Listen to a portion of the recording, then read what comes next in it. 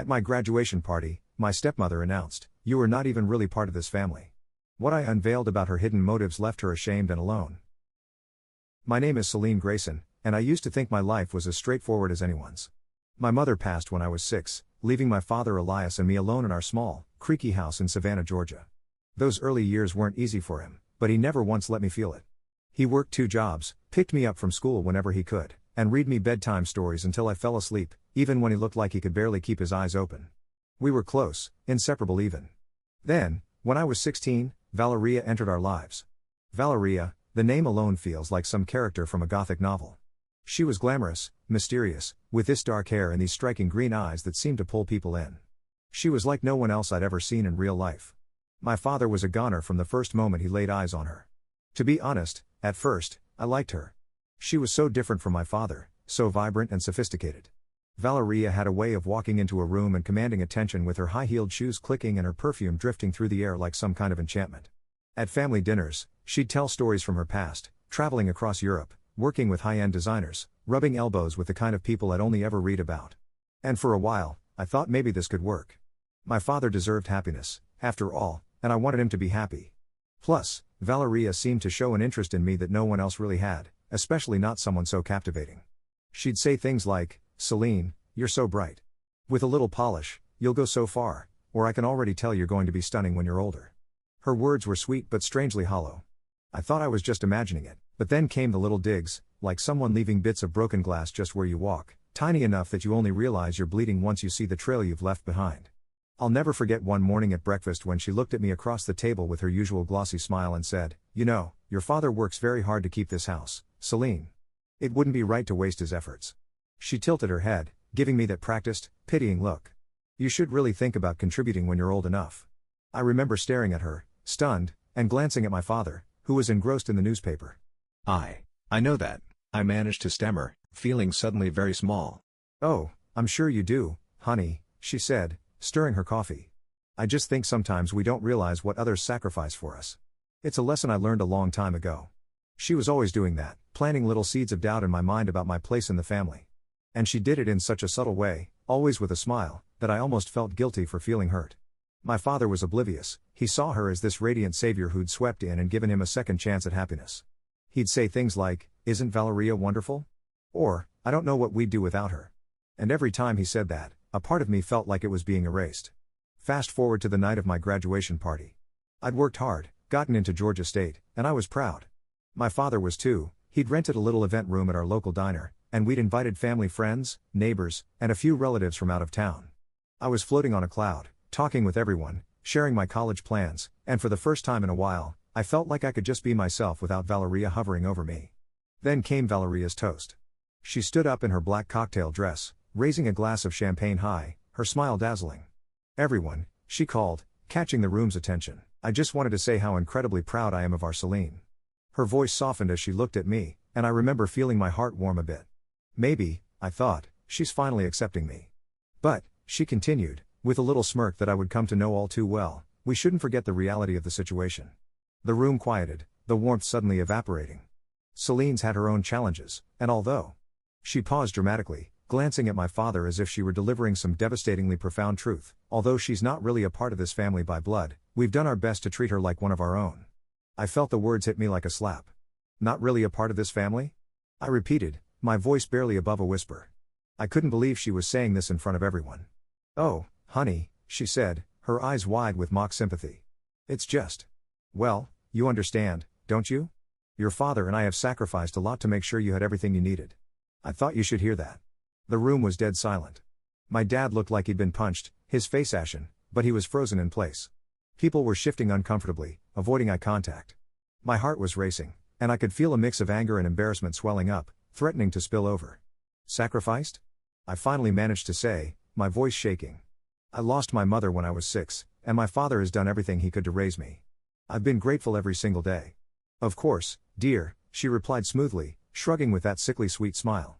"I just thought it was important you understand that we all contribute in different ways. Some of us more than others." Without thinking, I stood up, my voice rising. "I don't need you to remind me of what my father has done for me, Valeria. And I don't need you to tell me I'm not really part of this family." I could feel the stares, the weight of everyone's eyes, but I didn't care. Because if that's what you really think, then maybe you don't understand what family actually means. I turned and stormed out of the diner, feeling a mixture of rage and humiliation bubbling over. Outside, the night air was cold and still, and I tried to catch my breath, feeling like I might cry or scream or both. After a few minutes, I heard footsteps behind me. I turned, expecting to see my dad, but it was Valeria. She approached me slowly, her face twisted in irritation. "Do you have any idea how childish you just looked?" she hissed, glancing around to make sure no one was nearby. "Making a scene like that in front of everyone? Your father was mortified." I glared at her, my hands clenched into fists. "Mortified? I'm mortified you would even say something like that in front of everyone. How could you do that?" "Oh, grow up, Celine," she snapped, rolling her eyes. "This little fantasy you have about us all being one big happy family? It's not real. I married your father, not you. And maybe you should be a bit more grateful for everything I've done for you." "Grateful?" I repeated, my voice rising. "For what? For treating me like an outsider? For making me feel like I don't belong in my own family?" She crossed her arms, smirking. "You don't know how lucky you are. Most people wouldn't put up with a kid like you. You should be thanking me." At that moment, everything in me snapped. I wanted to hurt her, to somehow make her feel the way she made me feel every time she looked at me with that smug, superior smile. "You know what?" I said, my voice icy. "You're right. I don't belong in this family. Because real family doesn't tear each other down. Real family doesn't make each other feel like dirt." She opened her mouth to respond, but I didn't let her. I turned and walked away, not even sure where I was going, just needing to get away from her. For days after, my dad tried to talk to me, but I couldn't even look him in the eye. He kept telling me that he'd talked to Valeria and that she hadn't meant it that way. But I knew better. I could see the guilt in his eyes, the way he wanted to believe her but also wanted to believe me. And that was when I decided I couldn't just sit back and take it anymore. I needed to know who Valeria really was, what she was hiding behind that perfect, polished facade. I started digging, looking through old family records, financial papers, anything I could find that might give me a clue. And what I found was worse than anything I could have imagined. Hidden among bank statements and property records was evidence of a massive debt under Valeria's maiden name, 6 figures worth. And it wasn't for anything like a house or a loan for a business. No, this was something darker. There was mention of a failed business investment, but nothing concrete, nothing that added up. It seemed she'd been hiding her financial mess behind my father, who'd trusted her implicitly. But that wasn't all. I kept digging and discovered that before she met my dad, Valeria had been involved with a man named Julian Crane, a known con artist who'd been linked to multiple fraud cases in New York and Miami. It didn't take much to put the pieces together. She was hiding her past, burying it under my father's kindness and trust, and I had a sinking feeling that she'd married him as nothing more than a means to an end. I knew I had to tell him, but the thought made me sick. How would he react? Would he even believe me? I could barely sleep, knowing that the woman who'd spent years tearing me down was sitting at our dinner table every night, holding my father's hand, whispering lies in his ear. One evening, when I couldn't bear the weight any longer, I sat down across from my father and laid everything out, the debts, the mysterious connections, the strange inconsistencies in her story. He listened, his face going pale as I spoke. He looked like he'd been betrayed, but not by Valeria, by me, and that hurt more than anything. He took a deep breath, looked at me with tears in his eyes, and said, "Celine, are you sure? Are you really sure?" I nodded, swallowing hard. "I wouldn't tell you this if I wasn't. I need you to see who she really is, Dad. She's using you." He closed his eyes, exhaling deeply. And as he sat there, silent, I felt something shift in the room, a tension building that I knew would change everything. My father's face stayed blank, as though he was still digesting each word I'd said. He looked down, then back up at me, his eyes glazed over as if he'd been hit with a sledgehammer.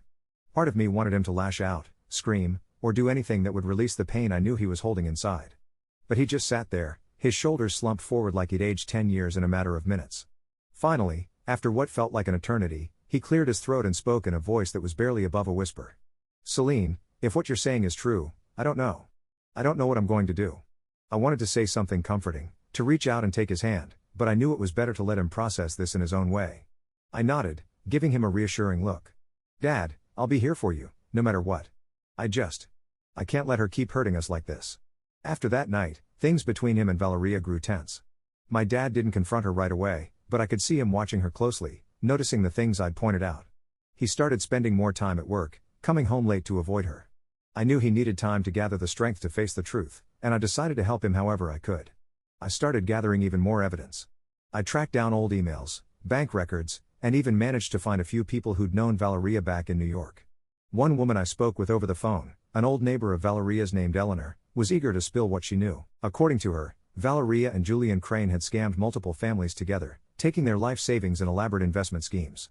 Apparently, Valeria had left town just before the authorities had closed in on them. Julian was arrested, but she'd vanished without a trace, until she reappeared in Savannah, where she found my dad. My heart pounded as I pieced it all together. Valeria was nothing more than a grifter who'd latched onto my father, a man she saw as her next easy target.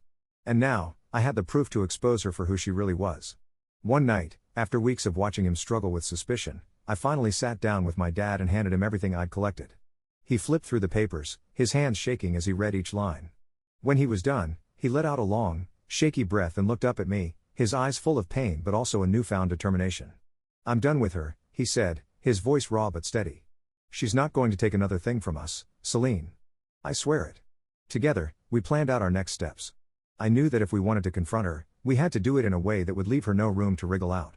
If there was one thing I'd learned about Valeria over the years, it was that she was a master manipulator, and I didn't want her pulling any tricks to try and shift the blame or make excuses. I wanted this to be public, undeniable, and irreversible. So, I devised a plan that would give her no way out. My father agreed to throw a family celebration party in Valeria's honor. He kept it low-key, inviting only close friends and relatives. When she asked what the occasion was, he told her it was to celebrate her being part of our family.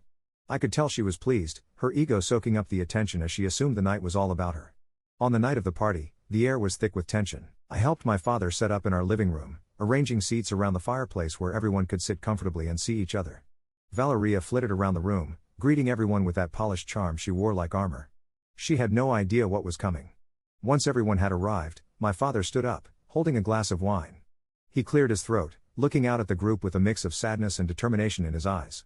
"Thank you all for coming tonight," he began, his voice calm but firm. "I know you're all here to celebrate Valeria and our family, and I'm grateful you're all here to support us." He turned to Valeria, who beamed up at him, clearly reveling in the attention. "But tonight isn't just about celebrating," he continued, and I saw a flicker of confusion cross her face. "It's about honesty. And it's about revealing the truth of what's really been going on." Valeria's smile faltered.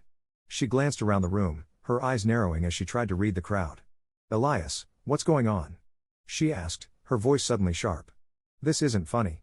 He looked her in the eye, his expression unyielding. "You know exactly what this is about, Valeria.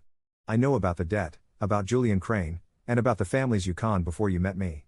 And thanks to Celine, everyone here is going to know it too." Gasps filled the room, and Valeria's face went pale. She stammered, trying to find the right words.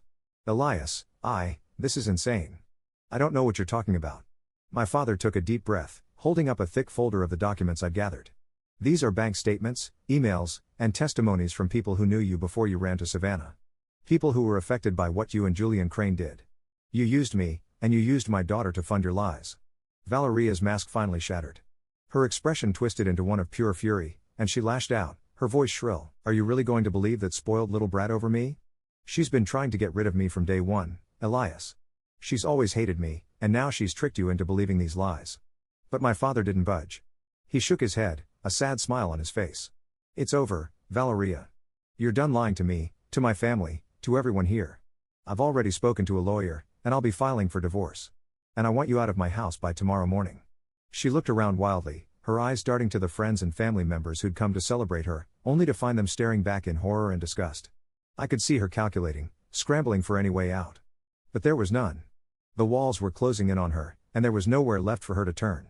Finally, she turned to me, her expression full of pure hatred. "You think you've won, don't you, Celine?"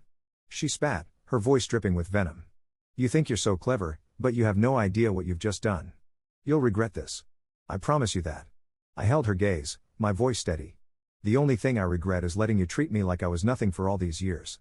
Now, you're the one who has to live with that." She opened her mouth to respond, but before she could say anything, my father spoke up. "Leave, Valeria. Now." For a moment, she stood there, stunned, her face contorted with rage and humiliation. But she knew she'd lost. With one last glare at me, she spun on her heel and stormed out of the house, slamming the door behind her. Everyone in the room sat in stunned silence, as if they were still processing what had just happened. My father slumped back into his seat, exhaling deeply. I went over and placed a hand on his shoulder, and he gave me a weak smile, his eyes full of gratitude. The weeks that followed were tough, but we managed. My father filed for divorce, and Valeria tried every trick in the book to get him to reconsider, from tearful apologies to wild accusations. But he held firm, and eventually, she was forced to leave Savannah, humiliated and penniless, with no one left to con. As for my father and me, we took time to rebuild. It wasn't easy. He'd loved her in his own way, and I knew he was haunted by the thought of how blind he'd been. But he'd also learned to trust me in a way he never had before, and I could feel our bond growing stronger as we leaned on each other. One night, as we sat on the porch watching the sunset, he turned to me with a small smile. "Celine, I don't think I've ever thanked you properly for what you did. I don't know where I'd be if it weren't for you." I shrugged, smiling back. "You don't have to thank me, Dad. I just wanted us to be free from her." He nodded, and we sat in comfortable silence, the weight of the past finally lifting. Valeria had tried to tear us apart, but in the end, her own lies and greed had been her downfall. And for the first time in years, I felt like I could finally breathe.